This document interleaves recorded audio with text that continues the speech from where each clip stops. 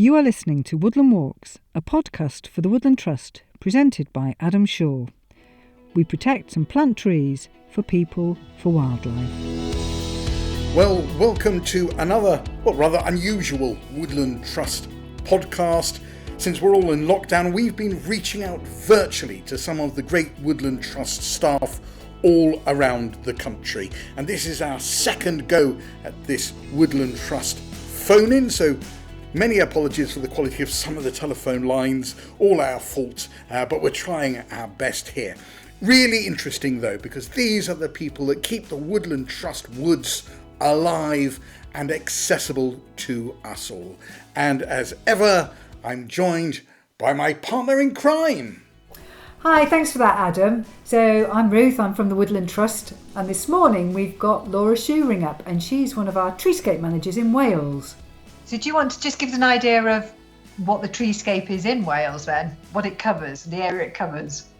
Yeah, so it's about 900 square miles and it's on the west coast from mid Wales up into the north of Wales, covers the south area of Snowdonia National Park. Doesn't go as far as Snowdon, but covers a lot of mountainous upland areas. Very rural, no real urban areas at all, just small market towns. Beautiful landscape and a key area for Atlantic oak rainforest. Really special habitat. You mentioned, Laura, rainforest. And I have to know, I'm only recently been aware of this myself, to be honest, that we have any rainforest in the UK. So I was up in Scotland, where I was introduced to some temperate rainforest. And I was bowled over by that and thought, wow, there's rainforest in Scotland. So in the past 10 seconds, I've learned there's rainforest in Wales. Now that's a blinder. So we call it Western Atlantic oak woodland. So it does cover different areas in the west of the UK. So there is small areas in Northern Ireland and in the southwest as well, down in Devon. But we have an area in Wales, of course, as well as Scotland. We generally call it Celtic rainforest. So it's one of those odd things, isn't it? We talk about rainforest, and I think I know what I'm talking about. And then suddenly I think, actually, I don't know what defines a rainforest. I know what it should look like in my mind, but what is the difference between a rainforest and an ordinary forest then? So it is the amount of rainfall, as you might or might not think about. So it is places that are more wet than the rest of the UK. So there is that's so significant then. Because presumably the rain makes a difference to the sorts of woodland that grow? Yes, so it does affect the growth, but it also affects all the species that live there. So typically in a rainforest, then you'd get not only the trees growing and the ferns and lichens on the ground, but you'll get the trees covered in all sorts of different species. So you'll have ferns and woodland plants growing all the way up the trunk, all the way across the branches. You'll have hanging vines and things like you'd imagine in a real rainforest if you were thinking about rainforests elsewhere in the world. So it's just more brimming with life, I suppose, because it's got that extra moisture all year round. The trunks don't dry out the same. And if I want to go visit it, where is the Welsh rainforest? So we have a site that's a tenanted farm which has got woodland next to it. So it's Llanech and Coed Felyn Reid. So that's one of our. Can't wait to hear see how Adam spells that one, because I think that will be. We're going to write that up on the. I can put it in the chat. blog. Yes, that's no problem. So I should say no, but this is an important point, because I'm not genuinely a really fantastic place to go visit. And if you didn't know how to write that down quickly, there is always a blog accompanying these podcasts, and we'll make sure that Laura's suggestions are on that blog. So, but I interrupted. Go on. There's that one which I'm not going to try and pronounce, and any others? Yeah, so next to Coed Felyn Reid, which is our own wood, it's surrounded by other forests which are owned by other people, including public forests as well. There's amazing gullies there that have really rare lichens in there, and we've hosted lots of people who want to come and have a look at those. We have other areas as well, but also our project with the Celtic Rainforest, working with RSPB and Snowdonia National Park, is looking at a whole host of little woodlands called the Merioneth woodlands, and they're focused on special areas of conservation interest, so sack woodlands in particular, and they're dotted around all over the area. They're, as we know, there's not big areas of rainforest, yes, they are quite small ones. So that's why I'm recommending really Llanach and Coed Fel Reid. It's one of our biggest sites, and you can get a real feel for it there. So Laura, you're obviously passionate about what you do, but what is important to you? Why did you come to work for the Woodland Trust? From a young age, I was out helping my parents planting trees.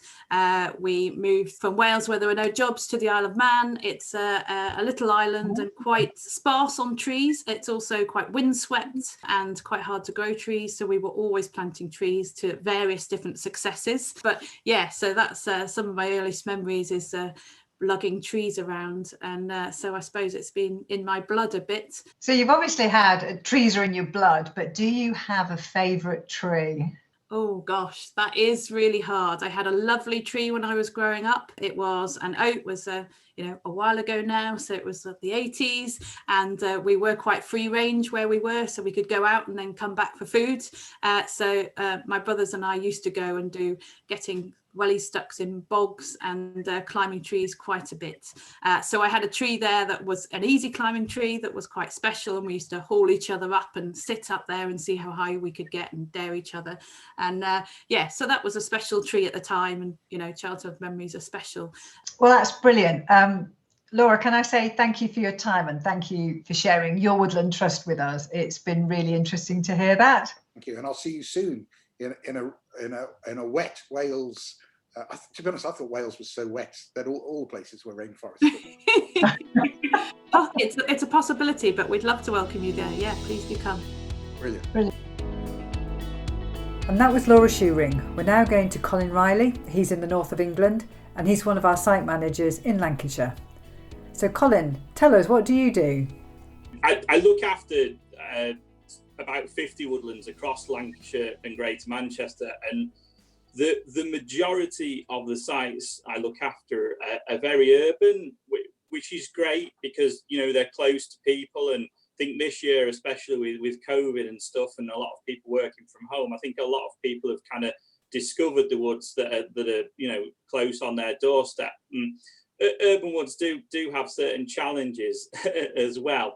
So hiding scout is kind of the opposite end of the scale, really, in that it's in a very rural area. It's within the Arnside and Silverdale area of outstanding natural beauty.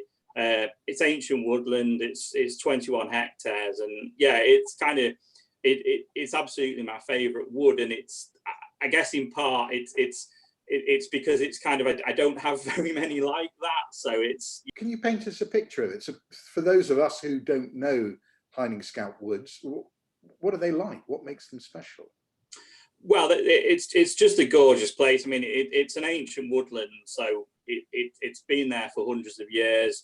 It's just there's big, majestic oak, beech, sweet chestnut, ash trees in there. If you go in there any time of the year, really, there's always something to see. I mean, spring is probably my favourite time of year to be in there, sort of April to May, because with it being an ancient woodland, it's absolutely full of bluebells, wild garlic, Solomon's seal, all the sort of woodland species indicators. And yeah, it's just a fantastic place to go. I think ancient woodlands, they are places where you do find interesting stuff because they're so undisturbed. So I'm no moth buff or anything, but Hiding Scout is actually home to the netted carpet moth, which is kind of, as its name suggests, it's a pretty dull kind of brown 1970s coloured moth. It kind of looks like a little bit of 1970s carpet, really. But in fairness, Hiding Scout is the only place in Lancashire where that moth is actually found, and it's a pretty rare moth UK wide. Its food plant is something called touch-me-not balsam, which is nothing to do with the Himalayan balsam, the invasive stuff. It's the same family, but touch-me-not balsam is a UK native wildflower. and it's got a lovely yellow flower in the summertime, and it likes free draining soil, which it gets at Hiding Scout because Hiding sat on limestone. And yeah, basically, the touch-me-not balsam is the food plant of the netted carpet moth. So that is the only place in Lancashire where that moth's been recorded for decades. Touch-me-not balsam. I mean, where's it going? Should you not touch it? Is it poisonous? I'm not too sure. I've done a bit of Googling. I've not really been able to bottom out quite why you're not supposed to touch it. But yeah, it's. I don't think it's poisonous. Touched it? Yeah, I have. And yeah, you have. Here to tell the tale. So yeah. And what's important to you about woods and trees? What is it that inspires you and keeps you with us for 20 years? Because that's pretty impressive in my books. Well, I think you really feel like you're doing something important every day. Colin, for those people listening, can you just give us a guide to the sort of woodlands they could visit in your area? A 30-second advert for why they should visit and what they should visit. I definitely, of all the woodlands to go to in Lancashire, I definitely recommend a visit to Hiding Scout because it's just such a fantastic place. Any time of year, there's always something different to see. Okay, well I'll make the trip. Thank you. Thanks, Colin. And we're going to stay in the north and going across to Paul Mosley, who's a communications and engagement manager. Hi, Paul. So whereabouts are you? I'm in North Yorkshire, near Masham, or Masham, as outsiders call it. It's fair to say, Adam, that Paul used to look after probably one of my favourite woods. It's a place called Hackfall. And if you think of a wood in a fairy tale wood, it's Hackfall. It's got follies in it, it's got a fountain in it, it's just unbelievably pretty in terms of woods. And it's not what Paul does now, but it's it's my ideal woodland, I would say. It's certainly up there in my top 10. So he's very lucky that he had the opportunity to work there. It's one of those really magical places, like Ruth said. I've got a photo actually, which I have as my computer background of it from in winter from the terrace. So basically, there was a landscape garden by the Hazelbys who stood the Royal and Fountains Abbey, but that was seen as more a naturalistic sort of picturesque garden. So they put in all these follies. This was in the mid 1700s, and one of the follies is now called the Banqueting House, or now called the Ruin, is managed by the Landmark Trust, and you can stay there. And it's got a terrace out the front with the view over the woodland, which is just astonishing. And I went there, this was several years back in winter, and it had snowed, no one else around. And the view was just incredible, if you can imagine all the trees with all the frost and the snow. It was just like a fairy tale. So you've got a massive area. I mean, the north it's a huge area, and we've got a lot of woodlands there. So I'm guessing you must have quite a lot of stories to tell about that. Well, partly from your time here, but also because of the scale of what you're looking after. Yeah. I mean, it's interesting. I think, well, one thing obviously quite recently with the lockdown situation and the COVID situation, I'm amazed at how many people are finding sites that they wouldn't have found before, which has created quite a few issues for us across the trust, just because with things like car parking and more visitors in general. But then there's a positive to that, in that people are just finding woodlands and sites that they normally probably wouldn't have visited on the doorstep. We've got all the woods on your doorstep programme we've had in the past, and a lot of urban sites in the north. We've got lots of urban woods in Runcorn area and things like that. And it's just been amazing to see how many people are finding woodlands for the first time.